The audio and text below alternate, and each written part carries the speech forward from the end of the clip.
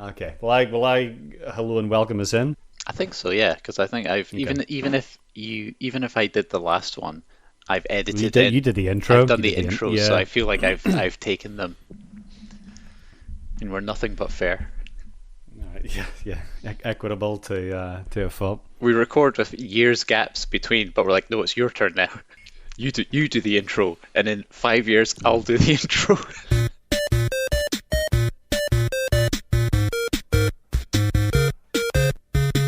Hello and welcome to what I've just been told is the 24th episode of the Split Screen podcast. You may remember us from such episodes as last month, which was actually 3 years ago. And or, now we or are. the month before, which was actually 5 years ago. Oh, I don't know. So it's been a while again. Yep, Although I do need to point out to the listeners that we do talk. And in fact, you even came to visit Australia last year. I did. And I remember thinking like, oh wow, we should record a podcast. And that was clearly not the priority. But well, yeah, I had a lovely No, time. it was a great time. So what do we do? Well, I got married. That was why you were there. But we had a really good bucks night, or as they call it in the UK, a stag do, which we had at a cool video game bar. And that is now which you snuck onto the about page of the website, wearing our singlets, looking particularly Aussie. I know it's so on brand as well because we had the singlets with Irishmen and Scotsmen on the back. Robbie had Englishmen, and he wasn't in the photo, so he doesn't get on the website. Well, you have to write a piece to get on the website, and Oh, nobody that's else true. is allowed to write a piece, so therefore his face will never get on there. Well, Robbie actually did some of the one. Well, we'll get to it at some point during the podcast streams, but I recorded a couple of videos at one point, and one of them, Robbie's doing the filming of me walking through Oxford, so he has contributed to Split Screen in a roundabout way. I'm sure that's on the CV. Before we get into the horrors of the coronavirus from China, and I wanted to do a very brief 30-second follow-up on the gaming literacy podcast. I listened to it, and then I thought, gaming literacy? Am I just going to say Tetris? So I sort of disagreed with myself, and Okay. over the course of 90 minutes, while I mowed the lawn, I won myself back over. So thanks, Alan. Oh, I well was like, done. Last of Us, that's a solid choice. I think yeah. It was a weird one to kind of edit because it'd been so long. I also did not remember what the conversation was. It was surreal. It's so strange hearing a discussion between two people, one of which is a past version of you. Yeah. But it was very satisfying for me to listen to, and I hope for the two listeners that we have that it's satisfying for them too. I also like how we consistently make that joke. Because we only have once we get more listeners, I'll stop making it. Don't forget Yeah. to like and On subscribe. the gaming literacy note, though, I've because that came out of where I put categories in Steam. I've got rid of that now. That category does not exist. I never worked through any of those bits of literature. Now the categories just go, here's the games I got for free. Because particularly in these coronavirus times, if you keep your eyes open, you can pick up a load of free games on PC, Xbox, and PS3. I've been claiming PS4 games. I don't own a PS4.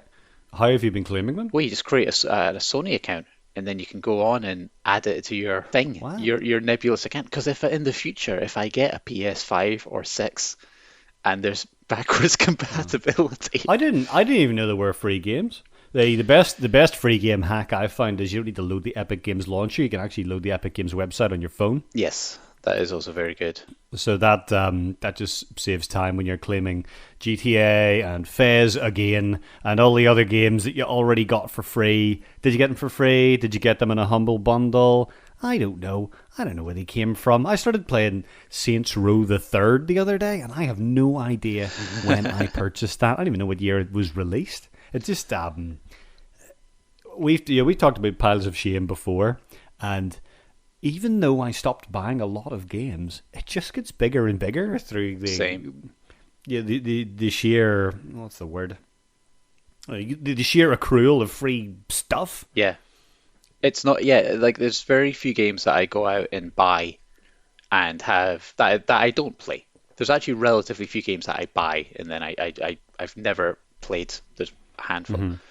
Um, I am claiming a free game pretty much every other day in some form, whether that be, and this is the list for anyone listening, like if you've got a PC or whatever, this is the list to go through. Sign up to Epic Games and just keep claiming a free game every week and never give them a penny of your money.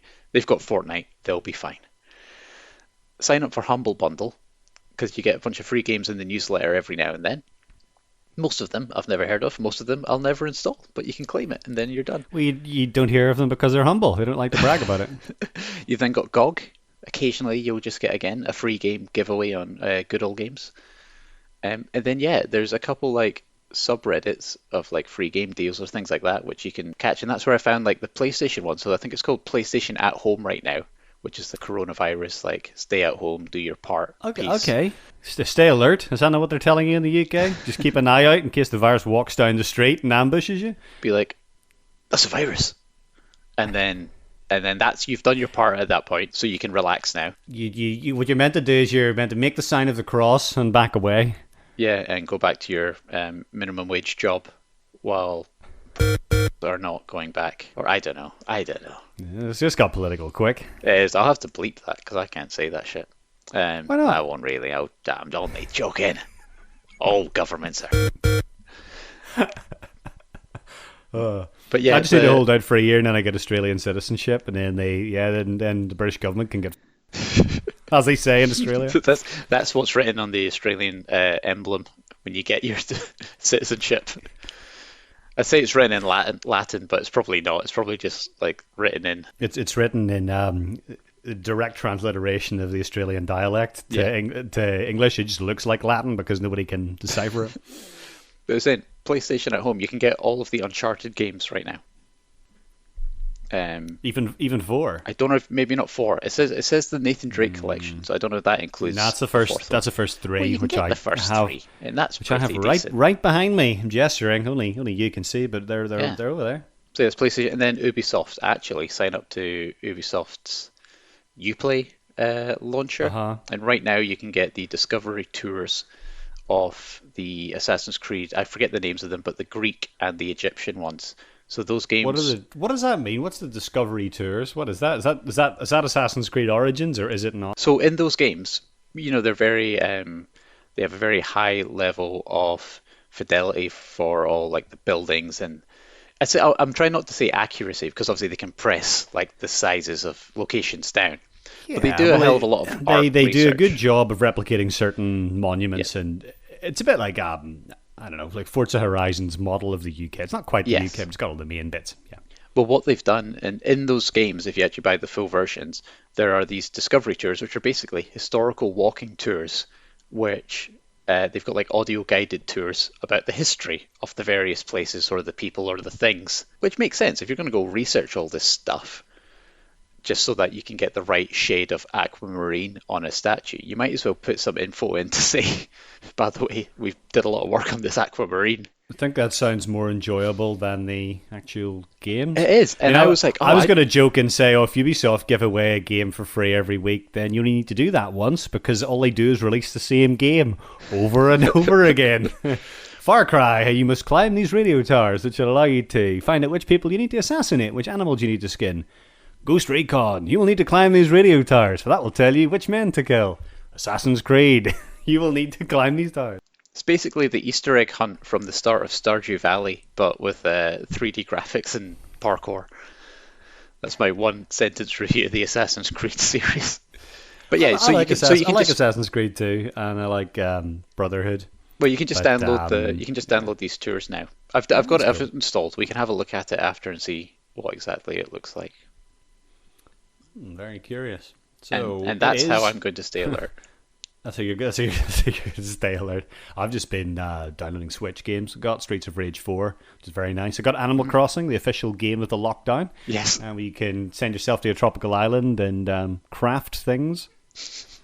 You can self-isolate to your little island of creepy animals. Every single one of my real-life friends who has a Switch, every single one of Jess's real-life friends who has a Switch, they're just on Animal Crossing, and they have accrued hundreds of hours in Animal Crossing. I think I've got maybe like between 5 and 10. Mm-hmm. But I don't think a lot of people are working from home. I think they're Animal Crossing from home, and the work keeps getting in the way. I've watched a lot of videos on Animal Crossing. Like, I think I should like this, but I see the time sink aspect and go, not for me. So I have played all of them, and I've written about Animal Crossing in the past. There's stuff up on Split Screen about it, and I imported Wild World from the States to play it for the DS before it came out in Europe, which is pretty, even by my standards, it's pretty hardcore. But I pretty much bought a DS to play Animal Crossing. Really liked New Leaf, spent a lot of time in that, and I was reluctant to get New Horizons because I thought this is pretty much the same thing but a bit more every time, and then I eventually caved and bought it, and I regret nothing. It's really good fun because it's nice to build up every time, and yeah, it's the same goals, but it's rewarding to get the goals and to fish, and they've done new stuff, and they've added just enough. There's a lot of crafting in it now, but it's not too much of a Minecraft ripoff. It's done in a very Animal Crossing-y way where you can't just, there's only so many tree logs you can get in one day and only so many rock things, so it's like a deliberately slow-paced game, and that's fine, because it's the worst way to play Animal Crossing is to sit and play it for 10 hours a day and go, oh my god, it's the best game ever, and after a week you're like, oh, I just want to kill myself. The best way to do it is chip away, jump in every day. Sometimes I'll play it on my lunch break or something, for half an hour every day, and you go and you read the mail, you find the rock that's got the bells in it. The one thing, and this is definitely going to be either a podcast guest appearance or a blog at some point, is playing Animal Crossing with your wife. Because the way they've set up New Horizons is you've got one island and it's basically one shared save. And so what happens is that the first person to play Animal Crossing is called the resident representative on the island, and they essentially get all the main quests and nobody else does. It's just classic Nintendo, where they, on one hand, are one of the few companies who still do these like local multiplayer, share with your friends. We're not going to like lock you into an Xbox Live account in some weird way. And then also they go, oh, no. We can't possibly have more than one person in a game. They giveth and they taketh away. Here's an 800-digit friend code. Figure it out yourselves. Voice chat? No. We'll release an app that supports 2 games, but just deal with it yourself. I mean, I think the crux of the article is the people who are having trouble playing Animal Crossing co-op with clearly don't live with a wife, because it's really no big deal for us because we've been living together for years. We have to negotiate living in a house, so an island's not that bad, but it did escalate quite quickly from day one, where I said, oh, where do you want me to put this other house? And Jess was like, I don't really care, just do what you like. She was doing something else at the time. She was like out gardening. And then a few days later, I was like, right, where do you want to build this bridge? Like, hold on a minute. She came in, no, one square to the right. Oh, no, not there. So it's, I think if you can learn to share in real life, you can learn to share in Animal Crossing. So it's, but it's a shame that the secondary players get a second-class experience and you can't opt out of it. Well, that's society, Alan. That's society. That's just the hard facts here. What is it with you in politics in this one? It's like, that's just the way it is. There's always some people going to private schools, and they're not second-class citizens. They're heroes. And you know what? Every Tuesday night, I'm going to go out and I'm going to clap for those secondary heroes in Animal Crossing. This is getting so political. I like it. This could be the pivot into the new generation of split screen where you just complain about the government all the time. It's like, all these people, like, well, you've heard of the clap shaping? How now you're not allowed to, if you don't clap for the NHS, then people will check that you're not out in the street clapping, and they'll publicly shame you on Facebook. I've not gone out and clapped, but I've seen neighbours out the window doing it, and that's fine. I'm not stopping anyone else from doing it. I just don't feel it feels a hollow gesture to me. I'm quite content that I vote correctly in the sense of trying to protect the NHS. So I did a postal vote by proxy last year for Labour, so I think that's worth at least 2 to 3 years of solid clapping. Oh, you're the one who voted for him. Somebody had to. We were all confused. Yeah. Well, this has got so political. I'm going to figure out. That's okay. You don't have to edit this out. It doesn't have to be. It doesn't have to be games. It's a new generation, and in fact, that is exactly what I want to talk about. We are back. We're back in the studio. I am blogging again. I've published two things since the coronavirus lockdown, which means that my productivity has increased by 10,000% after doing one fucking article on The Sonic.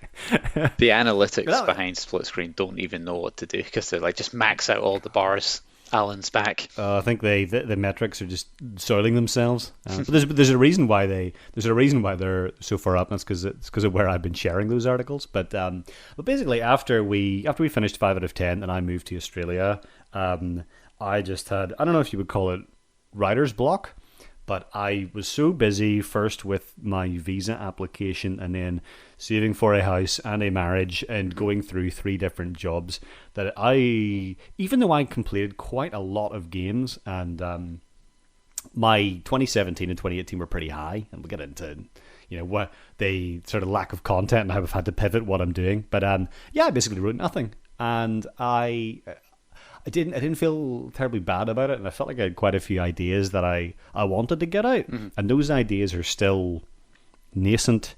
There's still notes and mind maps and things that I'm finally trying to pull together to get these old blog pieces done. But I Yeah. really struggled to write anything compelling. But yeah, now I've actually managed to publish two, and one was about the perils of adopting a dog. So the reason why that one's popular, according to the metrics, is because I shared it with the Greyhound Rescue Adoption Group, and so I shared it with a couple of Greyhound groups that we're members of on Facebook, and they all said things like, "Oh, thank you for publishing this. It is so hard. My Greyhound was exactly the same." Everybody, and that was the reason why I wrote it, was because I wanted everybody to know that adopting a dog's really hard and adopting a greyhound's really hard. And every time, even the latest one is he's decided he doesn't want to eat breakfast anymore. That's like me. And he's also, yeah. What's the Have fix? you, Because I've still so, got a banana beside me that I have not eaten. so what I would do is throw the banana into the garden and see if you go outside to pick it up throughout the day. Just let you nibble at it. It's raining. I'm not doing that. But there's so many things with this dog all the time, and because of the coronavirus lockdown, he's been with us 24/7.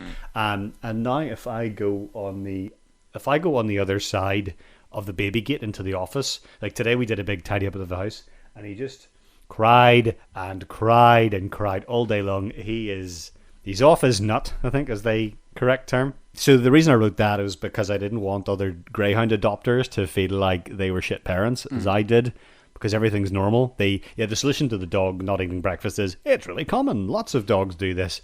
Don't worry about it. Try giving them one big meal. See if they like it. You can toss the kibble out in the garden. So there's a follow-up, is that the dog is a bit better now. He is traumatized by the lockdown, and we're going to have to go through the whole thing that we went through, and we adopted him all over again as we start to get back into normal work. Is that getting Because he's comfortable not with used to other being alone people all and day. things like that? Yeah. Yeah, we can't go to the shops now without coming back and him having ripped something up or Right, pulled yeah, something okay. out. He just gets separation anxiety again. So that's actually one of the most frustrating things about the lockdown. Like I wrote these two pieces about, one was about the dog, and that was something I'd written in draft way. That's been in progress since we got the dog essentially. But I only in my first bout of productivity that I wrote about in the second piece, which is the something out of nothing piece. That was that morning when I woke up at 6 o'clock. I was like, I'll finally get this piece done. So that was good.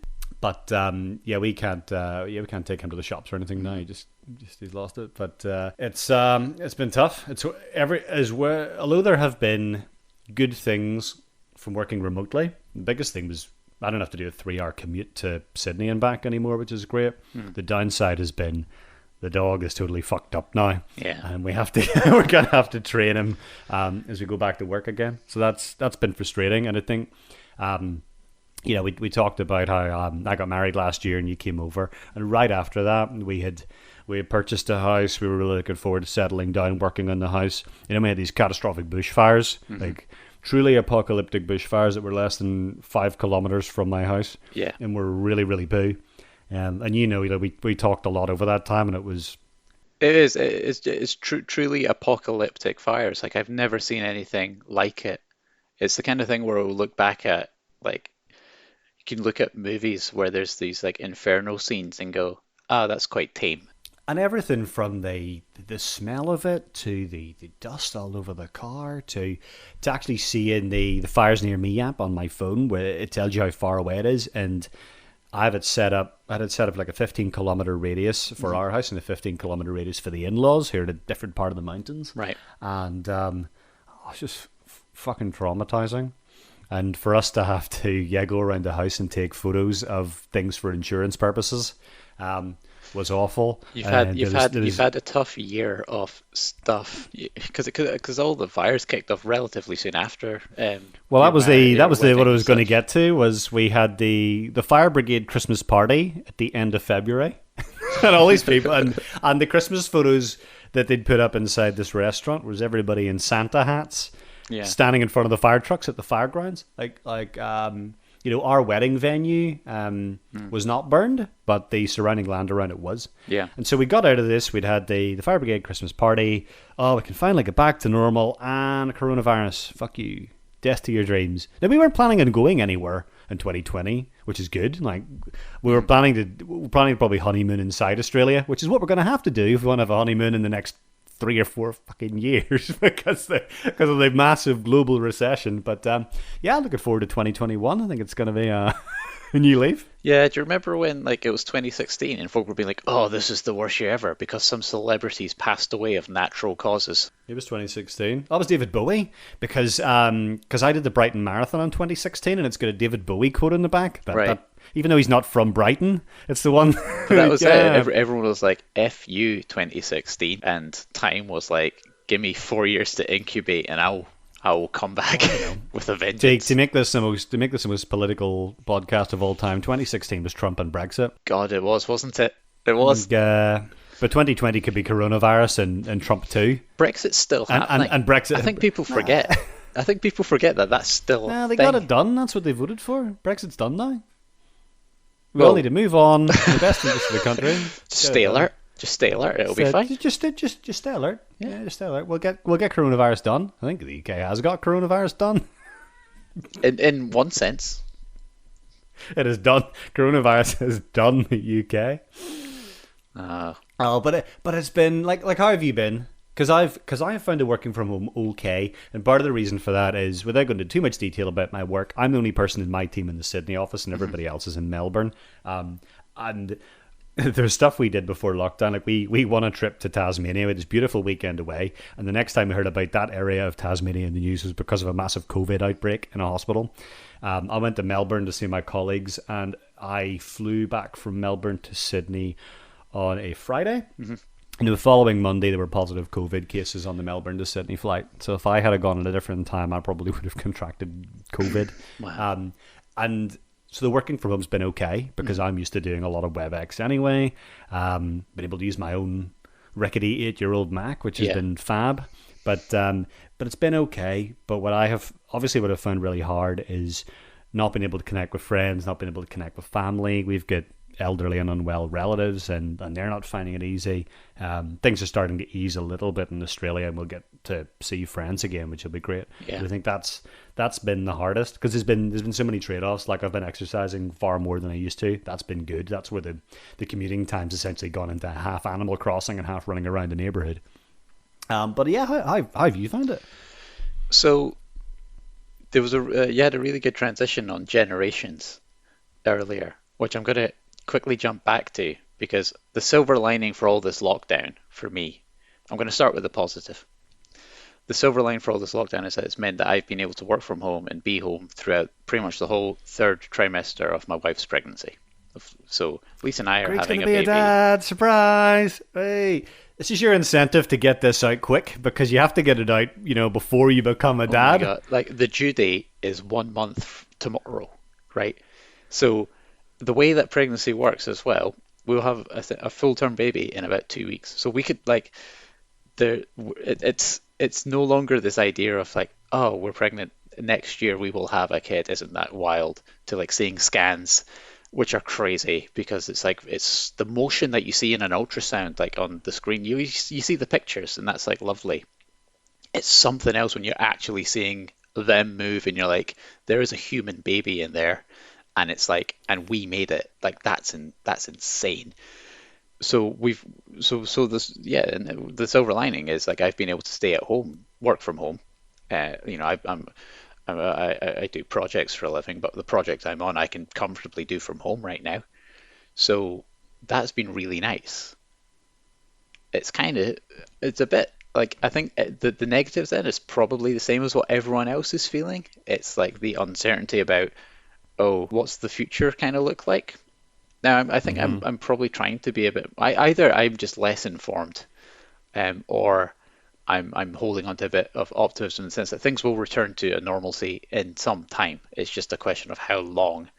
And I think we will beat this as a species. We can beat this. Well, it's either that or the survivors eke out a miserable existence. In which case, they're not going to be listening to podcasts, so it doesn't really matter. But it won't be utterly miserable. It's not going to be post-apocalyptic, Well, to bring of course, back. we're going to get over it.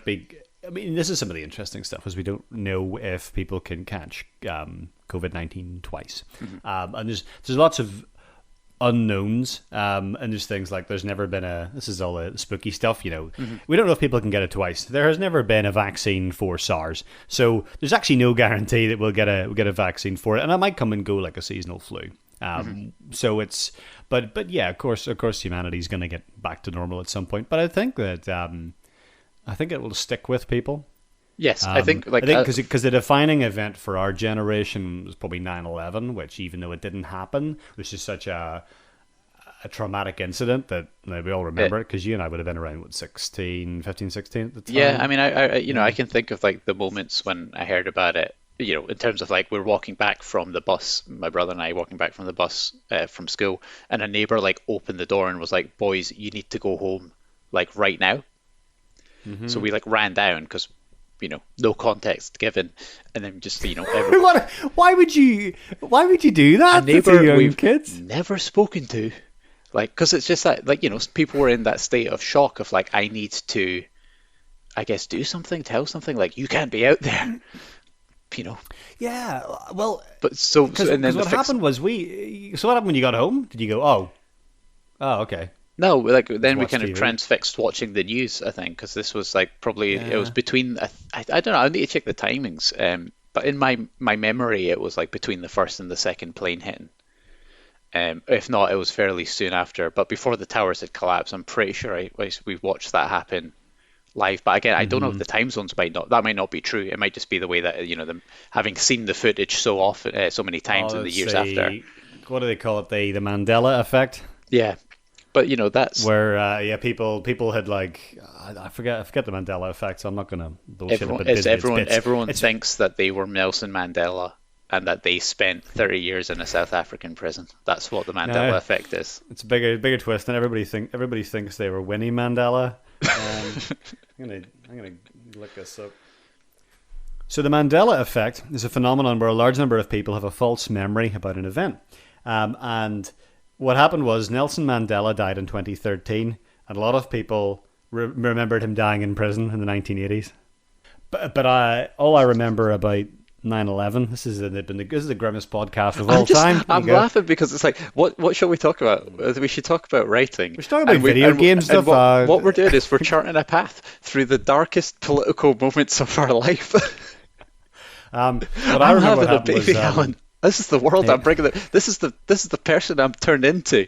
Because I think you're right. Like I don't want to move. I think you're right. This will shape us in the same way that 9/11 did, right? Because there's like a before and an after. that was all I was going to say. And it started. That's got to the death of Nelson Mandela. There's like a Holy before shit! and after of 9/11, and for us there will be a before and after. Now, like Lisa was joking, like Okay. when our kids are growing up and they're dating, it won't be like, oh, don't be having unprotected sex. It'll be like, did you touch their hands? Did you anti-back? Did you wash your hands? Like holding hand, like you're courting, you're going steady. You're not holding hand. You're too young to hold hands. I washed everything, Dad. Everything. Even the thumb under the folds. 20 seconds, hot water. Sing a song. You've got to do it. Yes, Let me show you the memes, son, from when I was a kid. Come here. the what? The memes, Dad. You're so lame. We called them memes. Yeah. Because it came from Metal Gear Solid 2. Oh, Jesus Christ. Right, well, thanks for listening. Don't forget to like and subscribe. It's okay. I can still talk while I'm wiping the tears from my eyes. So to finish my 9/11 story, a friend and I went back to the house to play video games, to play Crazy Taxi or something like that. And so we turned on the TV. It's the most Alan reaction ever. Yeah, most Alan reaction. Yeah, but I think we didn't know what had happened. It was like, oh, do you want to come back and play Crazy Taxi? Yeah. So Ian and I went back to the house, turned on the TV, and before I could put on the Dreamcast, kick in the game signal, which is just the footage of the World Trade Center under attack, and we kind of sat and watched it together for about 15 minutes, and I think Ian said, "I think I better go home." That was it. So no Crazy Taxi that day. Oh, I was going to say, which card did you use in Crazy Taxi? Was it the kind of the flat, boxy one, or the more rounded? I used to like BD Joe. For the Sega fans, I like original voice BD Joe, not the later versions, because I think they redubbed it. It was a weird time. That was before people got proper song rights and stuff. Because Tony Hawk's Pro Skater 2 is coming back, and they've got most of the original soundtrack, but they don't have Bring the Noise. Is that acceptable? And when the second tower fell, did you feel that life had irreparably changed? I don't know. I think in the coming days I did. But this is more like a slow burn trauma. Yeah, that's a good point. It's the sustained event. Yeah, because that's why everybody was out in the streets panicking. Like, you better go home, boys. You better go home. Because nobody knew what was happening, and that was part of the mass confusion before people had figured out what had actually taken place. Whereas this has been a very slow burn. Nothing to see here, folks. Boris Johnson shaking hands in a hospital, and then a couple of weeks later he's on a ventilator, and that's where one of the interesting things my colleague said. One of our regular team whips, somebody had asked, what's one thing you've learned from the whole lockdown thing? And I think I said, I haven't got as much free time back from my commute as I thought I would. I've kind of filled the gap with other things. But he said, I have learned that I don't need to watch the news every day because somebody will tell me anything important that happens. Yeah. Because there's been obviously the running daily, every morning we have breakfast and it's the Premier of New South Wales saying how many cases there's been and this, that and the other, and you can pick it up quite quickly. You don't need to be on a rolling feed for it. This is one of the interesting things, is that we're in the era of the breaking news and the live blog and the Twitter, the stream of the Twitter and the tweets and all that. What do the kids do? The TikToks and all that these days. But there's a constant stream of media, but a lot of the news for this is not breaking. It's very slow burn, week on week. What's going to happen here? That's where and then the podcasts and the understanding more about because they're talking about a vaccine 12 to 18 months away. That's not breaking news. Yeah. For me, it's like we had that time of the rolling news was like when satellites first came out, like Sky News and 24. What's the satellite TV? CNN. Right? CNN was the first one. It was the first dedicated news channel. Yeah, so it's when that first 24/7 rolling thing came. But my memory was still that they had actual news that was happening. It's just that it got there was stuff there. I feel now it's the rolling placeholder. You go into a BBC News Live page and there's nothing on it except this blinking red light to give you this impression that, and I'm sure live stuff is happening in the background, but the actual content, it's so sparse, and then it's not packaged up in any way, which some people might like. I find it annoying so that's when I just end up I skim the headlines, right? What's the main thing coming out of the briefing? And to be honest, you don't need to be paying attention to every single one of them right now. No. And that's it. But I'd been on a journey of thinning down or focusing where actually I got news from, which was just the couple news sites that I go to, and even then. Social media is keyword filter muted to get rid of all of that stuff. We're 50 minutes in right now, and I don't know if we've got, or about 30 minutes in. 50? Yeah, we're 35 in. 35. Sorry, yeah, because I started. It's okay, this is good. This is cathartic. So what games have you been playing? So to get back loosely on topics, I wrote these two posts, and I was thinking back after I wrote them, I really enjoyed what I wrote. I'd like to do more stuff, and I've got a couple of things. And I've played a lot of games, and actually, I haven't had a lot to say about them. Or there's games I'm playing like Astral Chain, which I think Alan's 3-word synopsis would be Bayonetta Cybercops. So you can probably guess what I feel about that one. But I actually haven't played as many games in the past couple of years because I've been reading loads of books. And I actually think that's a really acceptable trade-off. And what I've had to start doing at the tail end of last year was I have like I'm on Goodreads where I keep all the things I'm going to read, and I got to the point where I'd read about 25, 30 books, and I was like, maybe I should play some of these video games. I remember these, and now because I have a Switch, that's the only way I can plug through games. So I managed to complete Hollow Knight by playing the shit out of it, and also because Jess was on the fire ground at the time, so I had to do something. But I think that what has changed since so I think split screen and all the stuff we've done over the past decade, you can split into 3 eras. There's the young, dumb, and nothing to lose era, when I don't know what we were thinking. Maybe we wanted to be professional journalists until we, started to do it and then thought better of it. But there was a lot of stuff coming out, and the kind of things I was writing was developing the craft. I was doing the weekly opinions, the weekly think pieces. Reality check. There's quite a lot. Yeah, it was reality check every week, and we were producing a lot of podcasts, a lot of stuff. And I think we're finding our feet, and we're also just writing stuff that would appeal to each other and challenging each other to make stuff. Then there's the dark age, which is when we started doing 5 out of 10 and had nothing left, no gas left in the tank. There's a huge there's years, like a 2-year stretch where I did maybe 1 or 2 things, and you were still fairly regular with other bits and pieces coming out. Maybe not. This might have been just before the 5 out of 10 thing, but there was a period where I went dark, because I couldn't like channel any creativity into something. Yeah. Also, it was just the thought of like, oh God, I don't want to make another thing. You're probably quite busy with work.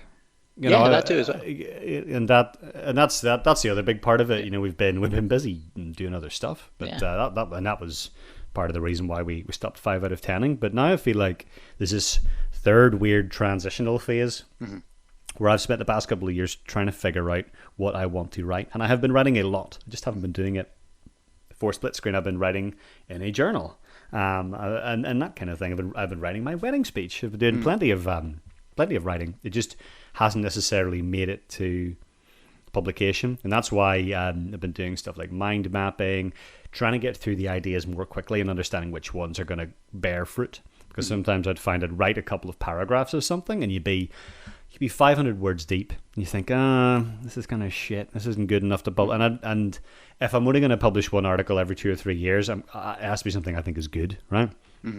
But I think it would be really strange if we were still doing the same stuff a decade after we started. It would be really weird if we were still writing. If I was writing perfunctory game reviews of Alan Wake, like it's not going to be, the game is good, here's a description of what the game is about, here's what it is like to play, here's an obligatory graphics and or sound paragraph. Overall, I give it 4 out of 5 stars. It would be really weird if we were still doing this 10 years later. That would be strange. Strange though. That's the kind of stuff I've been doing, because I found it. Okay. I found it quite relaxing, in a way. Because similar to you, I've been playing through more games on the Switch than anything else because it's just really convenient, and it's got typically nice, colourful games, nice escapist little games that I want to play. Delightful Nintendo games. Little delightful romps about this Italian man. And his nipples. And his hijinks and dungarees. And after I play them, I still feel like I kind of want to, like it. It's because this is one thing I want to ask you, which is like, why do you write? Like, who are you writing for? Why do you write? And for me, sometimes the writing part is just like, I just kind of want to organize my own thoughts.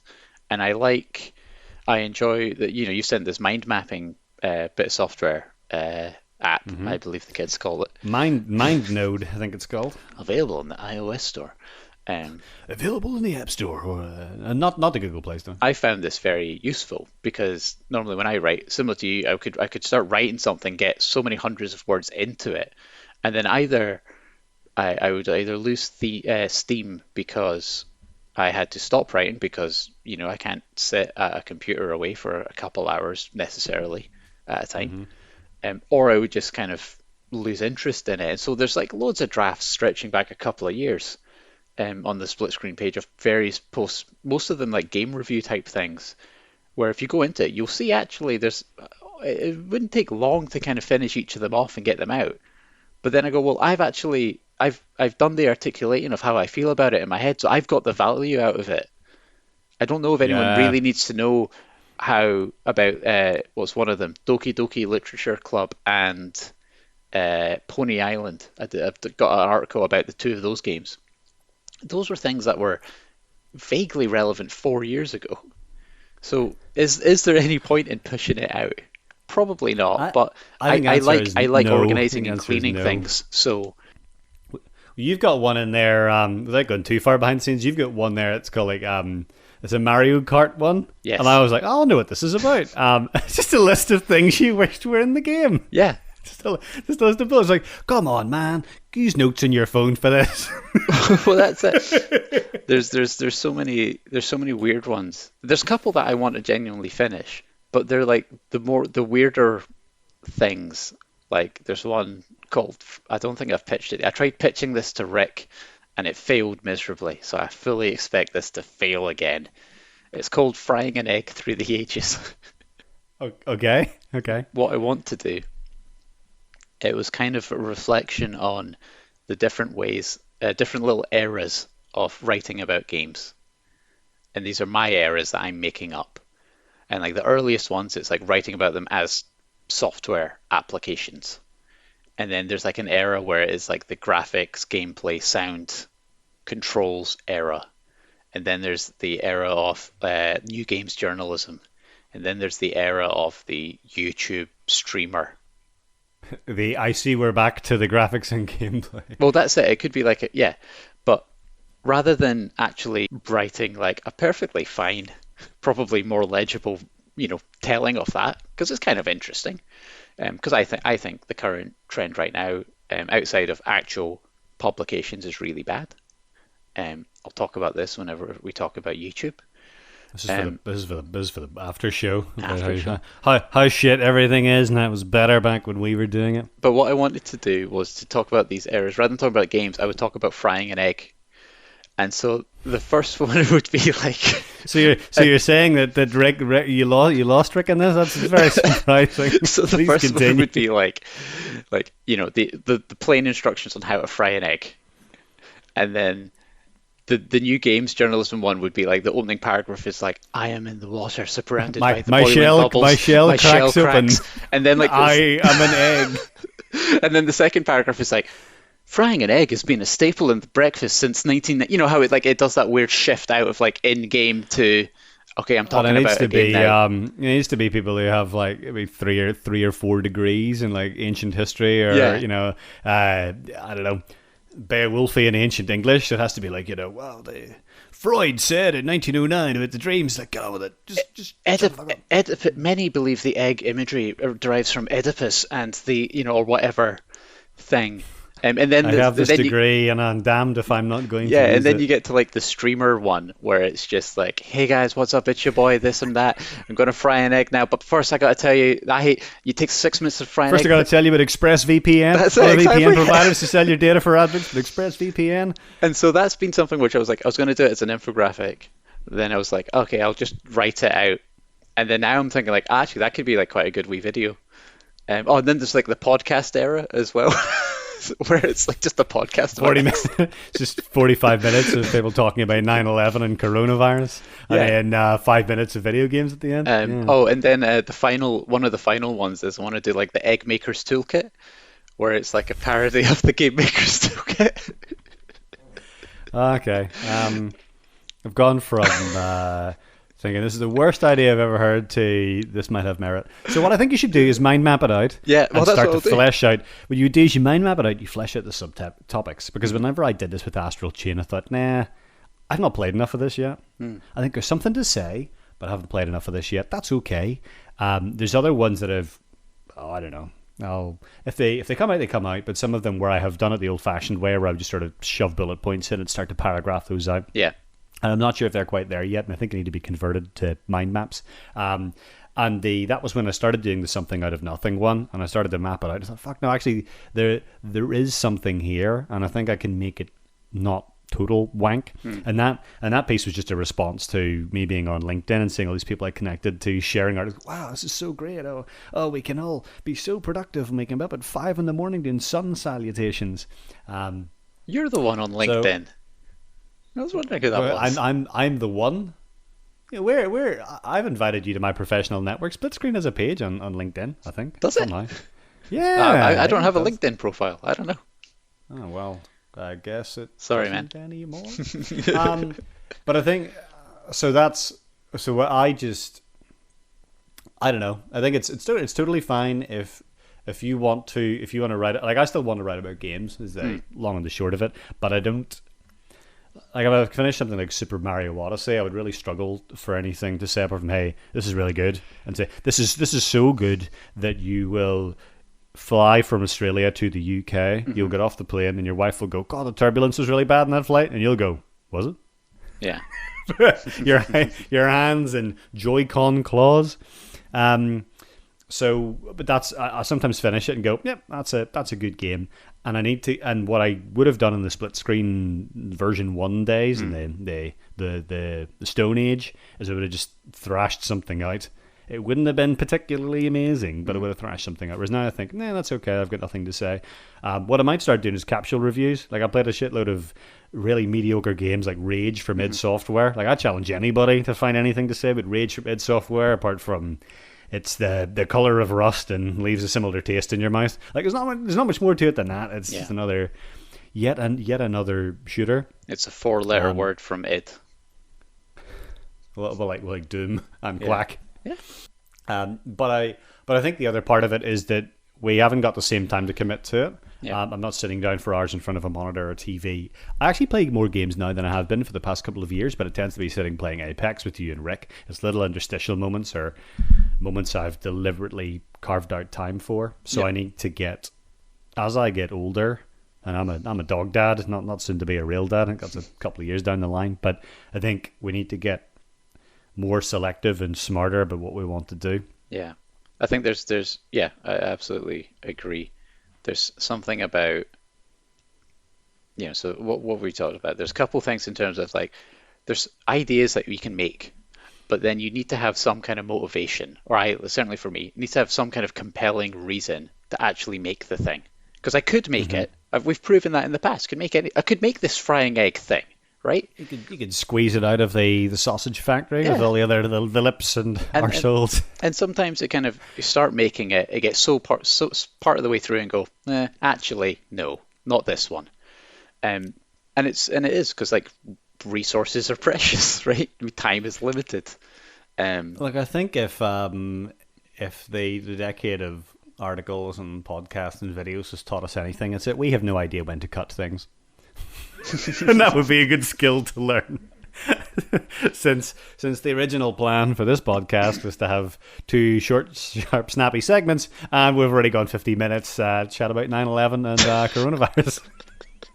So, that's all staying in because it needs context. Because I think it has to. I know. It's always going to stay in. But even if I was trying to edit it, I've been thinking like, oh, this would be really difficult to snip out that because in amongst all of that, there's been other interesting points.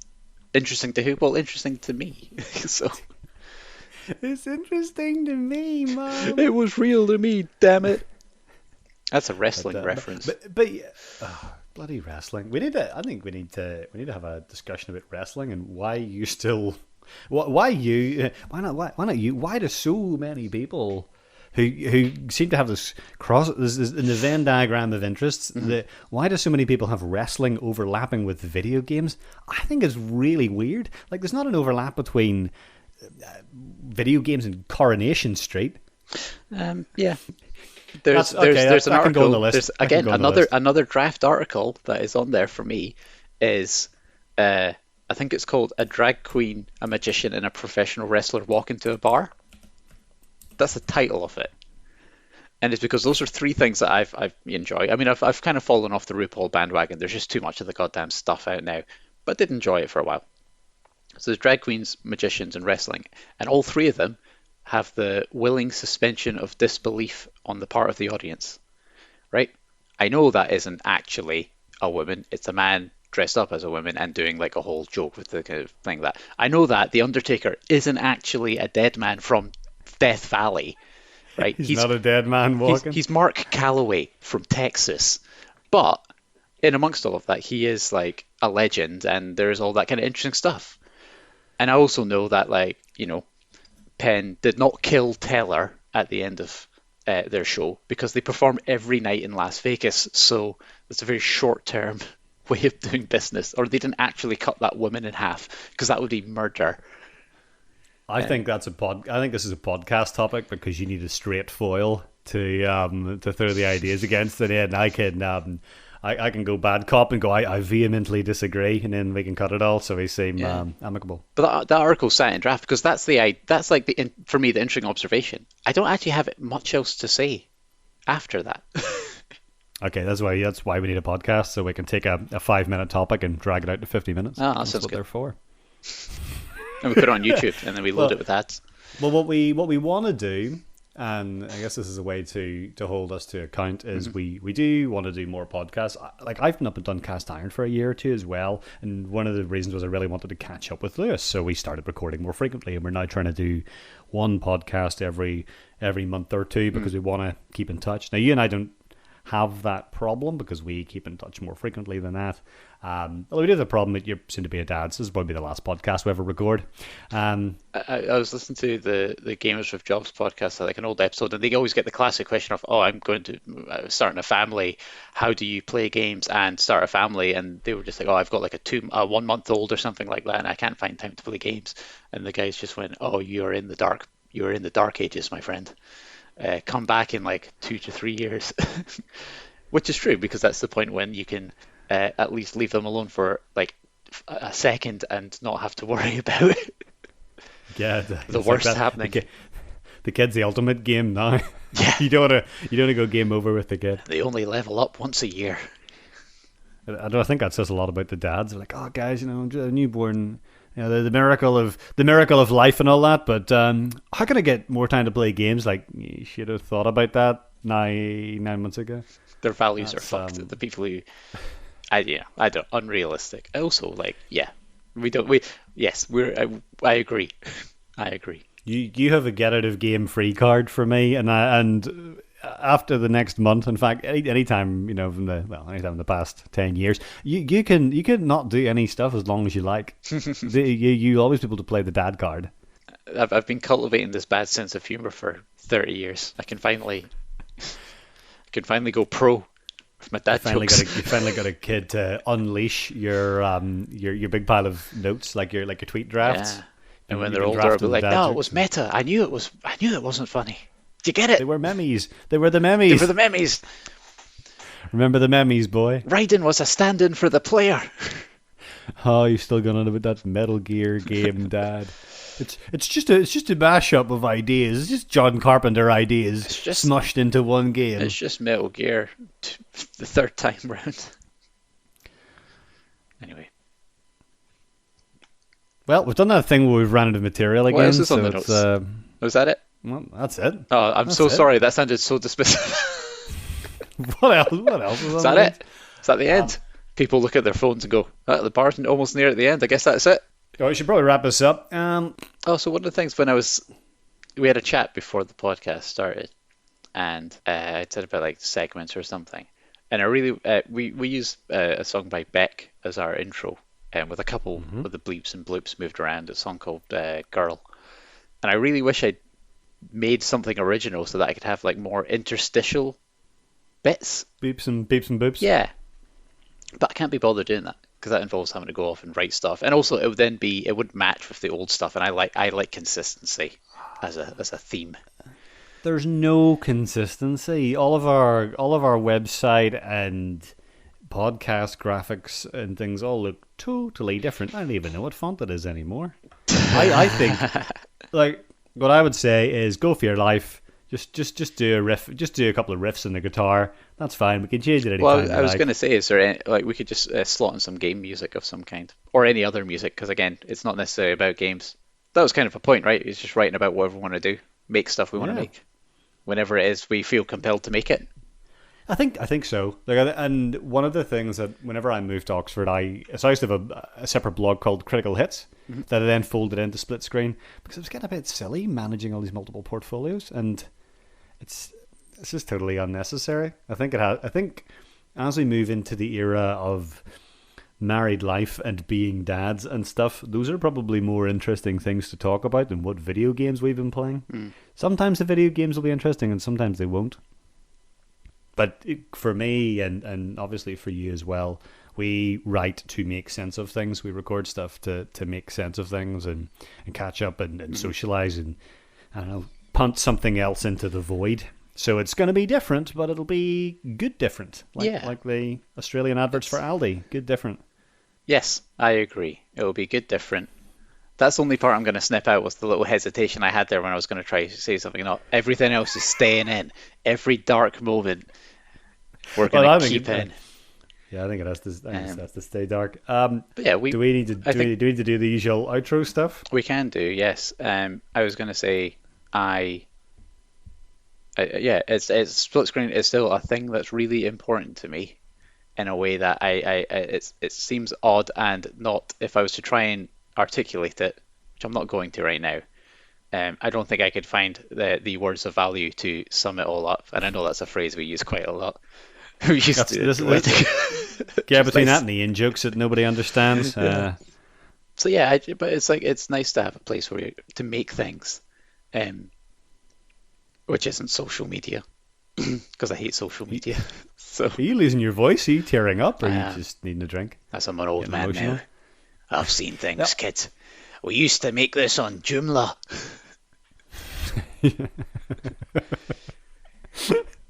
None of the Drupals now. What are the kids you need? You had to go in and manually set the images on the slider. 300 by 600 pixels, or it would break the whole fucking site. This is going to be your kid aged 3 going, A, B, C. Literacy. Fuck that. Gaming literacy. Bump. Here you go. Baldur's Gate. Learn to swim. Nice. What should we call this episode? I don't know. Every time I come up with an idea for a podcast, you always reject it. Do I? Yeah, I don't know. I try to put in suggestions there, and it just ends up with something random. I don't know what we'll call it. We should be called. It should be called. I can't believe it's come to this. Yes, perfect. Done.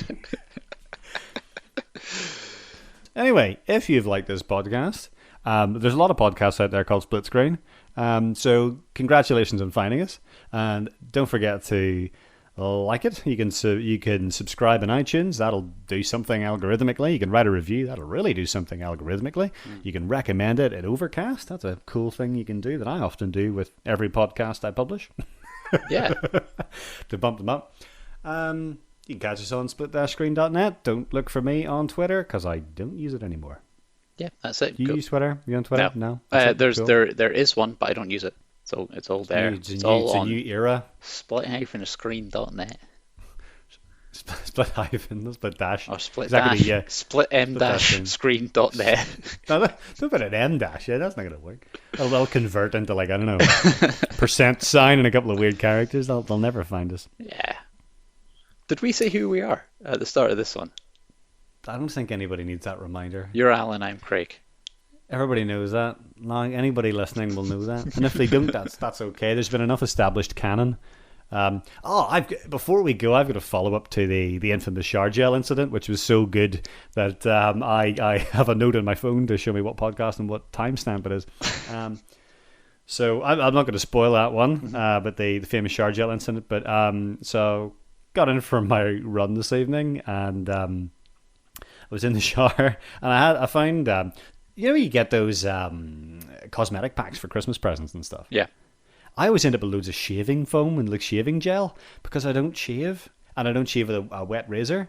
But I was doing my big Cod Marie around the office in the bathroom today. I found this shaving gel, and I looked at the back and I'm like, this just looks like the ingredients of soap. I wonder if I can use this as soap. So now you're thinking. Now you're thinking with like Craig thinks. This is good. So I used it as beard shampoo. Nice. It was pretty good. It's pretty good. Yeah. So if that's not progress, I don't know what is.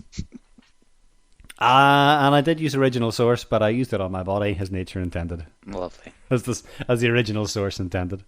So stay clean. That's our sign off, I guess. Wash Stay your safe, hands. stay alert, and stay clean. Alan's laughing silently. That doesn't translate. I can see it on the video, but it doesn't bloody translate. It sounds like I've just killed stay it. alert. No, stay alert and stay clean's fine. I would just cut there.